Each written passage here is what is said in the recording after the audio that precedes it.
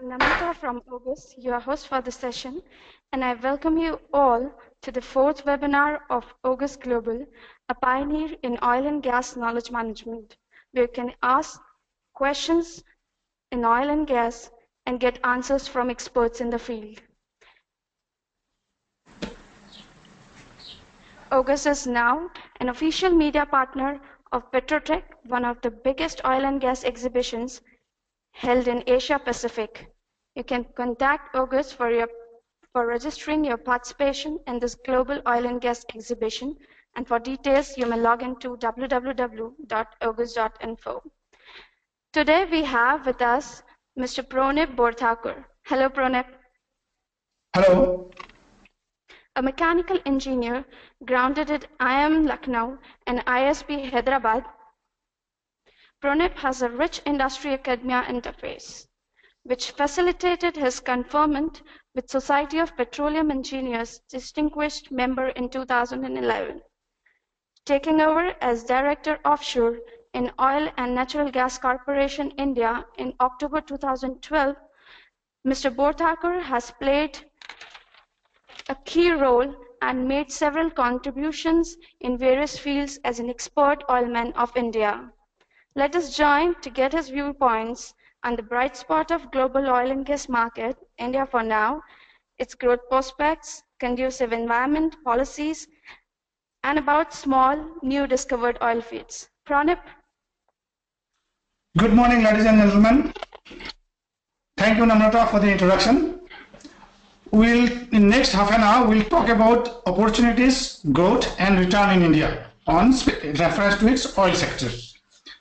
To do that, let us first look at what is the position of oil and gas industry as a whole. We know that the prices of oil and gas is at almost around $40, which is very close to our bottom line. We have in past also seen some spikes in between. The spikes are primarily due to global disruptions.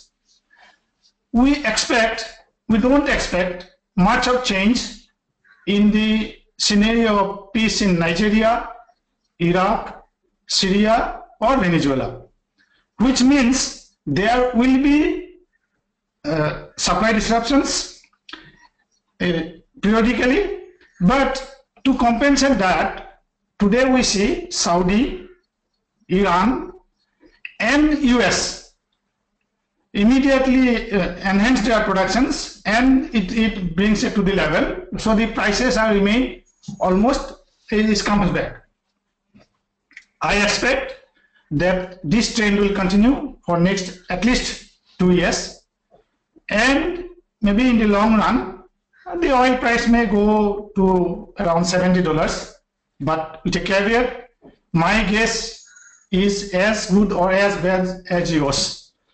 So the global scenario is such that we should be, as an oil industry fellow, we should be ready to continue at around between $40 to $45, if not lower, in coming years.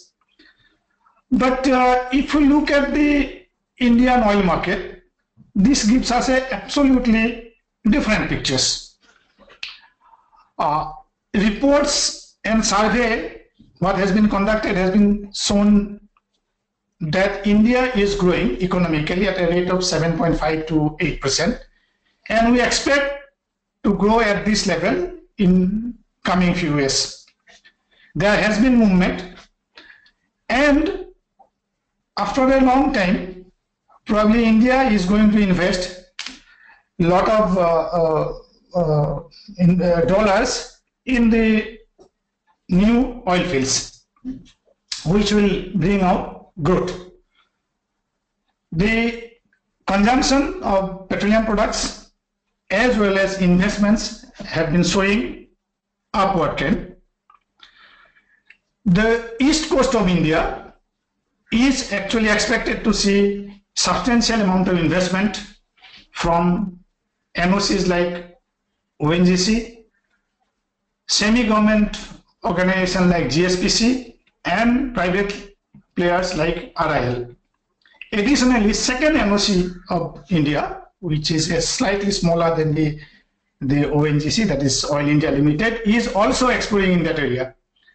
And we expect that they will also in coming years raise the investment level on that area. So having said that, let us now see what is our experience in executing key oil and projects in India, and what are the basic problems that we face in this subcontinent with respect to type of reservoirs and its production problems. So if we look at the moment we talk of India, everybody talks about Mumbai High Field, because Mumbai High Field is one of the giant fields in the world. But I can tell you, this is one of the most difficult fields. This is a carbonate reservoir. This is a highly fractured carbonate reservoirs. It has a spread over 1,200 square kilometers. The layers are thin, it's multi-layered. Reservoir has already been depleted to a great extent. The sweep has been, as usual, all brownfield problems. Sweep has been ununiform. We have been producing water at a very high, quite a good rate.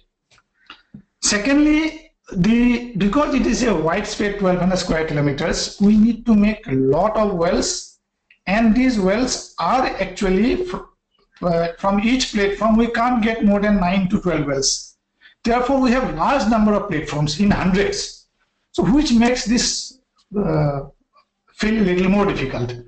On top of that, these are limited by the pagmarks of the rigs. So certain type of rigs only go to a certain level of rigs. So we have another issue. We have limited working period. Monsoon comes means by May end we have to stop all major construction operation in the west coast till maybe end of September or early October. So we have limited work period. There are huge gas fields also along with the Mumbai High. But in spite of all this, Mumbai High still continues to produce, and you will be surprised to know in last almost from 76 it was discovered. It is still producing, and there has been natural decline, which is expected to be about 8%, has been arrested. And this itself is a very big achievement.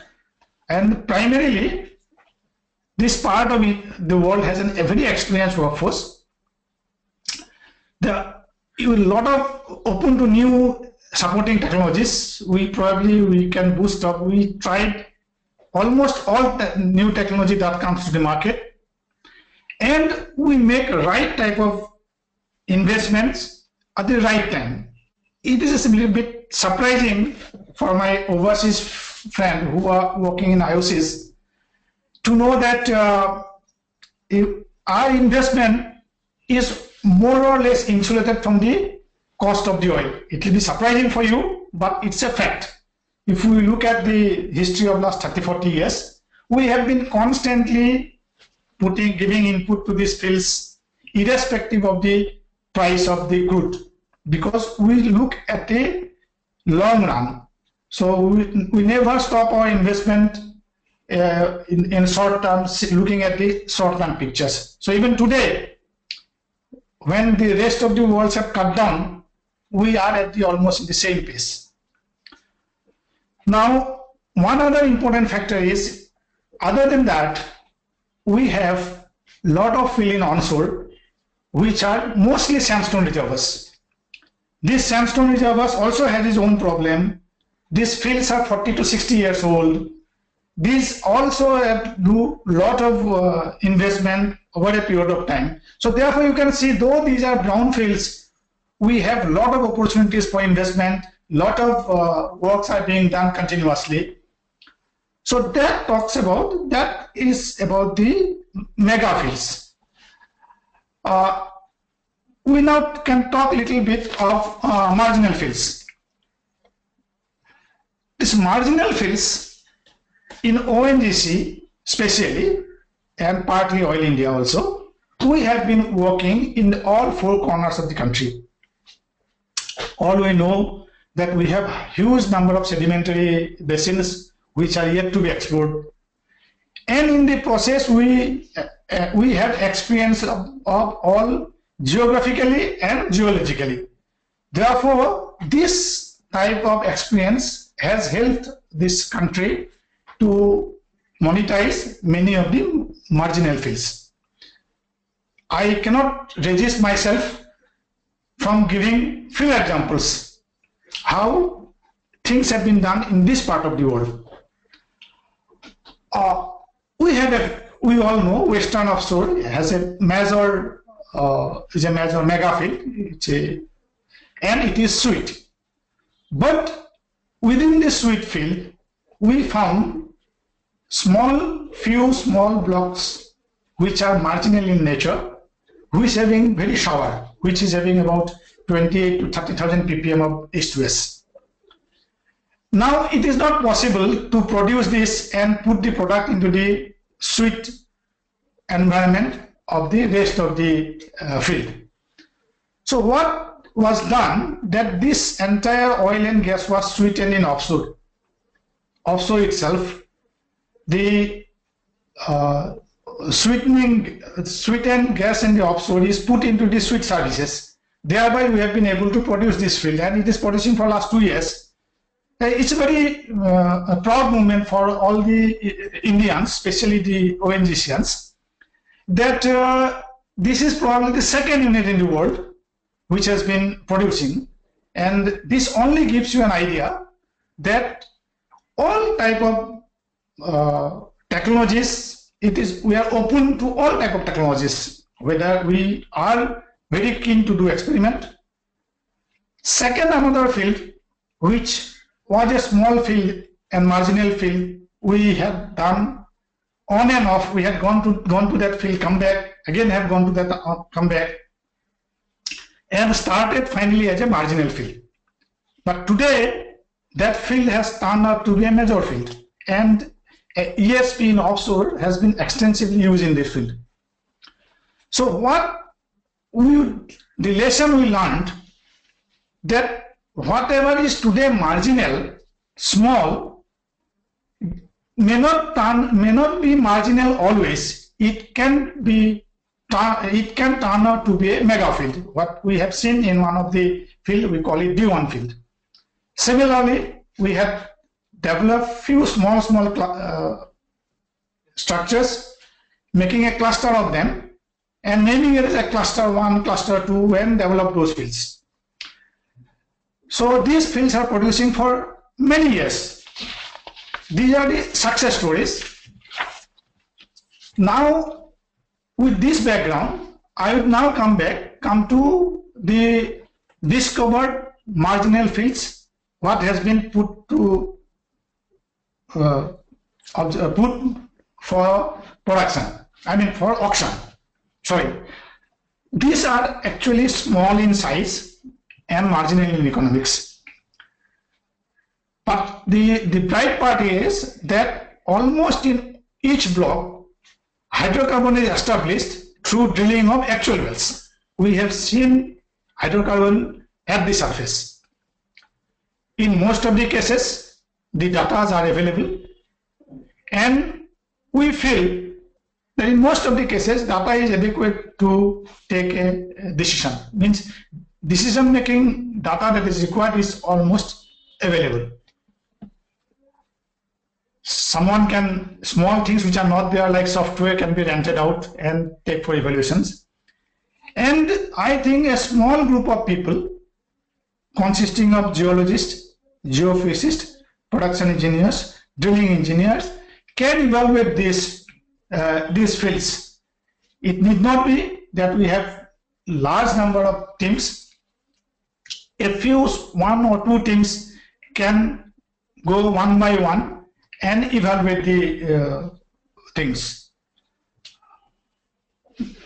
Okay.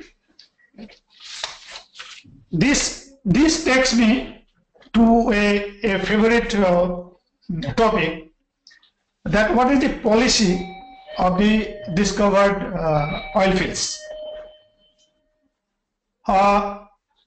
Government of India has taken a remarkable initiative to monetize these discovered marginal fields through auctions.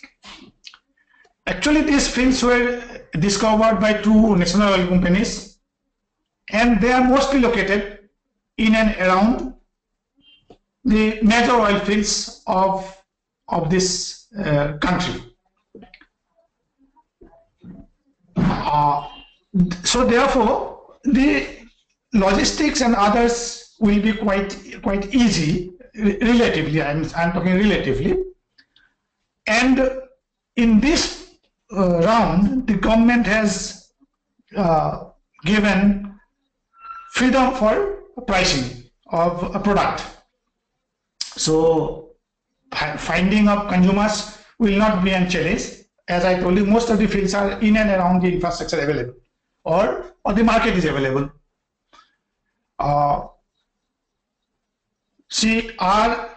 With the price, I would like to add that, do you know what is the present price of gas we get in India?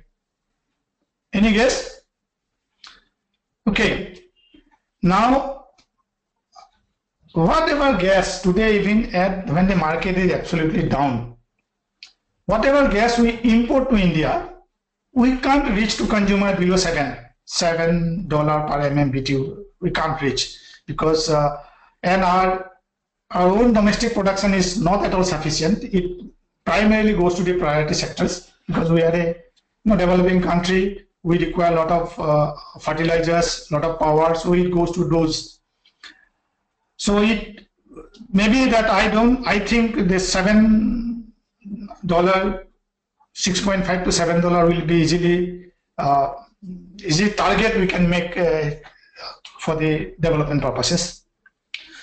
There are few good things that has come up in a recent study. A recent study was conducted by an independent agency, very recent. This is, I think, within a month or so. It has shown that improvement has happened in the business environment. Around 87% of the investors showed their confidence in oil and gas sector in India. About 82.3% gave positive rating on investment. Ease of doing business has improved. That has been these days, this is the buzzword. Even the worst critics are telling that yes, the ease of business has been improved. We are aware that there are certain moves to take some more business-friendly decisions, which is within the administrative capability of the government. So these discovered small fields would require relatively small investments, and therefore the revenue sharing model which the government has suggested on this discovered field will be very suitable. I'll come back to that slightly little later. The other type of investment and where it is good, and that's my personal opinion. Another very good thing is the offshore marginal fields. The existing operators infrastructures, if someone is offered for utilizations, that can be given, and it is open to that. So we can see that the policy is quite encouraging for small and new players. Thus, this has a very good opportunities for the young players.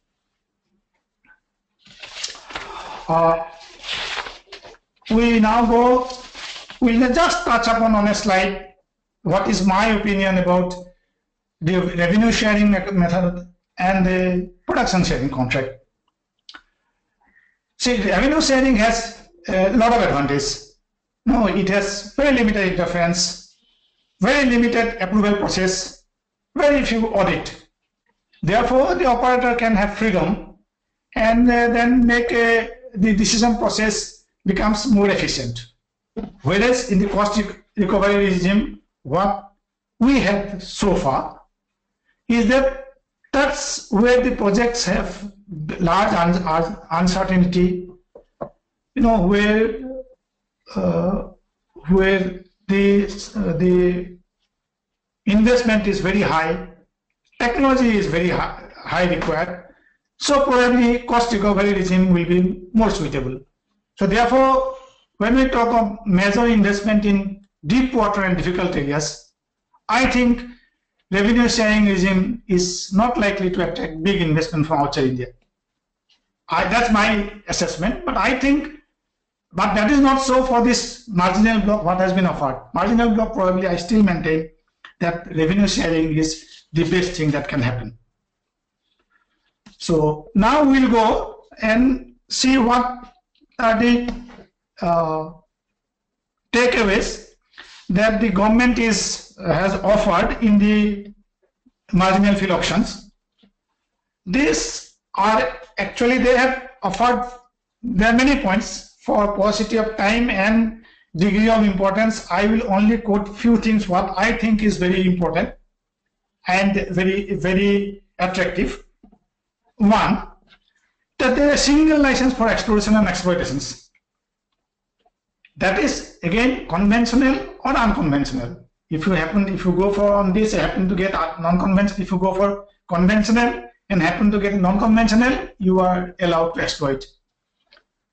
Exploration is allowed during the entire contract period. It was not so in the PSC model. Another interesting is they have made it very simple. Bidding criteria is only two. Work program, where the weightage is very low, it is of 20% weightage, and biddable government revenue share, which is 80% weightage.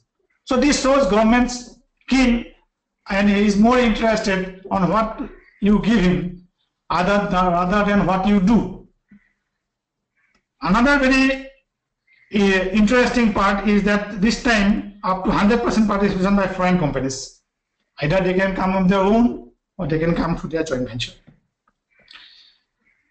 Technical capability has been kept very low for bidding purposes. Not that they want low technology people. No, it's not there.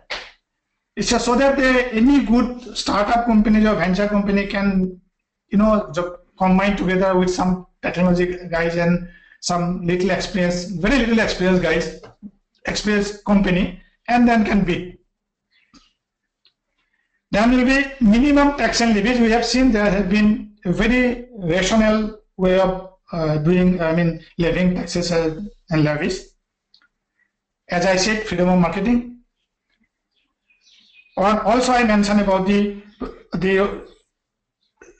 infrastructure sharing from ONGC and oil.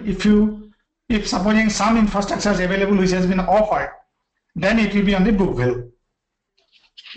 You can now take a poll which country is capable and is aggressively investing in deep water exploration and development in spite of in a low regime. When the day is good, sun shining, oil price 100, 120, everybody will jump for exploration. But how many of us in the world are interested to do when the chips are down? Any guess?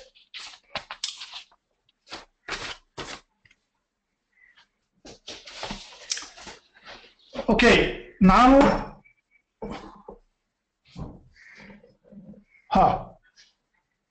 so we are 50%. We are true, because the other interesting thing is that both are mainly driven by the NOCs.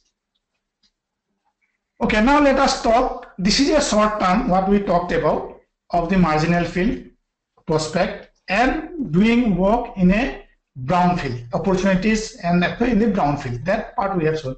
Now let us see what lies ahead for us where investments are mega.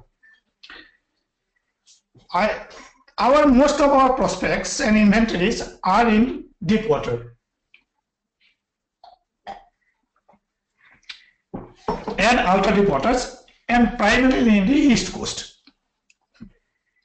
We have also some shallow water prospects. Not some is quite substantial, but they are characterized by high pressure, high temperature, and very tight reservoirs, which naturally are a bit risky, and they call for high investment. and high level of technology. Unfortunately, weather conditions on the east coast are a limiting factor. Our sea is not benign, and the monsoon does interpret us more frequently than in east coast. West coast, so east coast is monsoon is more of interventions than in the west coast. So I think with this type of field and this type of resource set, for deep and ultra deep waters, I think we may have to go back to the cost recovery method. And we are aware, and I'm sure the government is also aware, that this will require major modification inviting transparency. I think we have to have more transparent. We said deep water requires deep pocket, deep water technology and experience, whereas shallow water requires your niche technology because it's a high temperature, very high temperature and very high tight formations, and it requires niche technology, which is, and we require, that means large fracturing capacity also.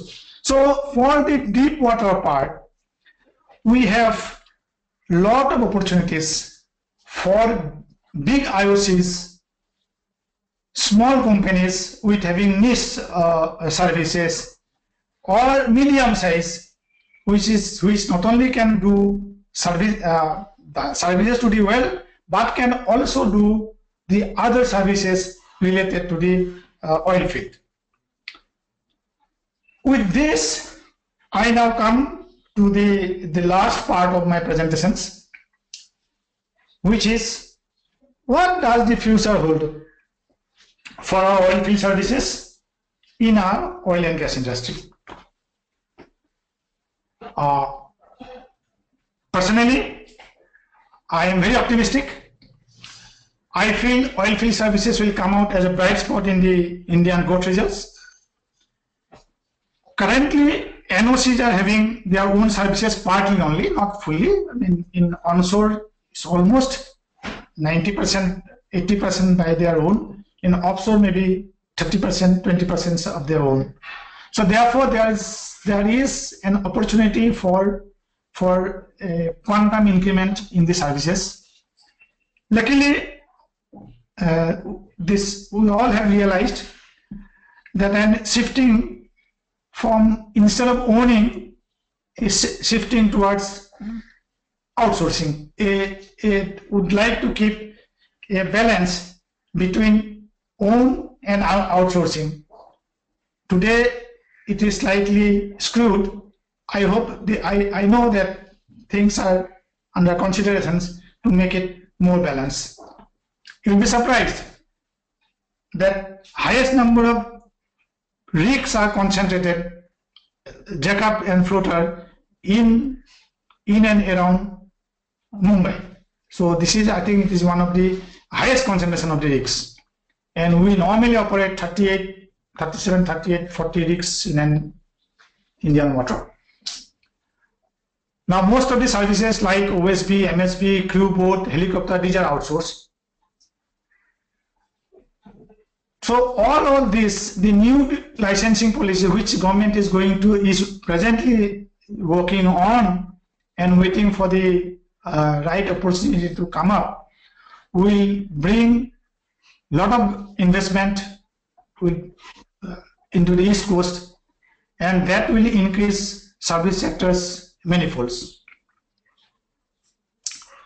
This will definitely require much more latest technology, state-of-the-art equipment, especially for the high temperature, high pressure fractures, deep water gravel pack, which some of them can be obtained from the established players, and some niche companies will definitely come up. One more important thing I see is an ideal place and time to shift manufacturing unit to India. We all know that the advantage of labor wages and the power wages, what was available in China, is no longer there. The manufacturing costs have been increasing time and again. So And we are a vibrant democracy. We have a very young workforce. We are developing infrastructures. Our labor law have been relaxed. Investments have been open for FDI. So probably this is now the right time and right place, and the market is there. Market is there, so it's the right time for the oil equipment manufacturers to shift their manufacturing unit to India. Last, not the least, we can utilize a forum like this to exchange our ideas, to have discussions, and they can work as a catalyst to bring us together and increase our strength, so that we invest and we work together in this part of the world. With these words, I thank you all for listening me, and look forward for your questions and answers. Thank you. Thank you very much, Pranay, for your valuable insights and viewpoints on important aspects around growth in oil and gas sector in India and abroad. If the audience has any questions, we may take a few right now, or you may post your questions on www.oges.info with hashtag next5 in ONG India. For more detailed information, you may log on to our website, and we meet again in our next session with Mr. P.K. Borthakur at 8 p.m. IST today. Thank you very much.